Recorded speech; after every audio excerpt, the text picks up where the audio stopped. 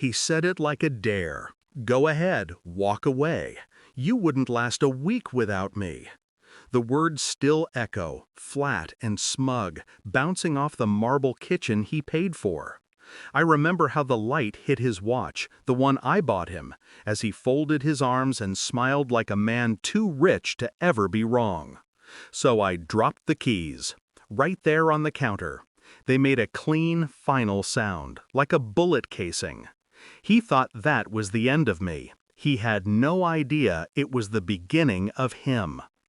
When I met him, I was still naive enough to believe money made people safe.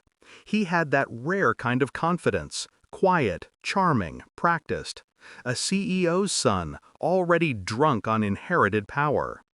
I was the woman he claimed he could build an empire with. For a while, he did. Or maybe I did. I handled the numbers, the boring parts he never cared to understand. Taxes, properties, silent partnerships. He signed papers without reading them because he trusted me.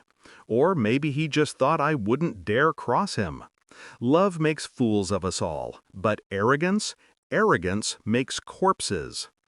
The change came slow, like poison. The late nights, the cold tone, the perfume that wasn't mine, the credit card charges labeled consulting dinners. I stayed quiet, watching, collecting. He thought he was clever, but his passwords were vanity itself. The name of his yacht, the year he met me. Predictable, pathetic. One night while he slept beside me, heavy, careless, I opened his phone. Messages stacked like receipts of betrayal. Photos, plans, promises to another woman. Younger, of course, eager to be upgraded. I didn't cry, not once. Grief is a luxury for people who still care. Instead, I memorized everything. Every transfer, every offshore account, every lie disguised as business. I already had power of attorney for most of his assets. He gave it to me 2 years ago, when his father made him head of the company. Said he needed someone he could trust. He really shouldn't have said that. The morning after his little challenge, I walked out. No suitcase, no tears. Just a small envelope, my exit plan, hidden in my coat pocket. By noon, I had transferred ownership of 3 shell companies to my name. Quietly, legally, efficiently. They held the deeds to his favorite properties. The lake house, the penthouse, even that stupid vineyard he bragged about. By evening, I had scheduled automatic withdrawals. Small, unnoticeable, from his joint accounts into a trust he didn't know existed, one created under my maiden name. And the final move, I sent a discreet email to his father's assistant, a file of documents attached, proof of embezzlement, falsified reports, and offshore manipulation, all signed in his name. All real because he'd never paid attention to what he was signing. I didn't have to frame him. He did that himself. I just tied the bow.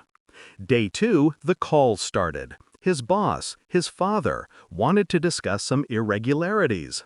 Day 3, the bank flagged unusual transfers.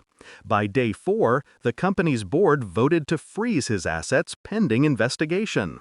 The press got wind. Someone leaked an anonymous tip. Poor man couldn't even control the story, not with every trace leading straight back to him. Meanwhile, I watched from a quiet hotel room on the coast, coffee in hand, laptop open, calm.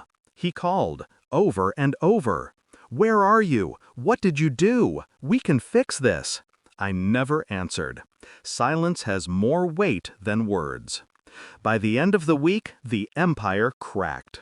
His father disowned him, publicly, called him a disappointment. His accounts were frozen. His mistress vanished the second the money dried up. I sent one message, just one. "You told me I couldn't last a week without you. Funny, I was thinking the same about you." Then I blocked his number. The confrontation came a month later. He found me. Of course he did. That's what desperate men do. I was sitting at a cafe overlooking the water, my reflection blending with the waves. He looked smaller than I remembered. Wrinkled shirt, eyes red from sleepless nights. "You ruined me," he hissed, gripping the edge of my table. I took a sip of my coffee. "No," I said softly. "You built your ruin. I just refuse to live in it." He laughed, short, bitter. "You'll regret this." I leaned forward, voice low. "Regret implies loss. I didn't lose anything. You just finally paid the price for everything you took." He stared at me, like he was seeing me for the first time. Maybe he was. Then he turned and walked away, shoulders heavy with the weight of his own undoing. I didn't watch him go. Some ghosts don't deserve goodbyes. Now the banks still call. The lawyers too. They want signatures, statements, explanations. But I have all the paperwork, all the receipts, all the control. His father even reached out last week, politely this time, offered a consulting position, said the board admired how I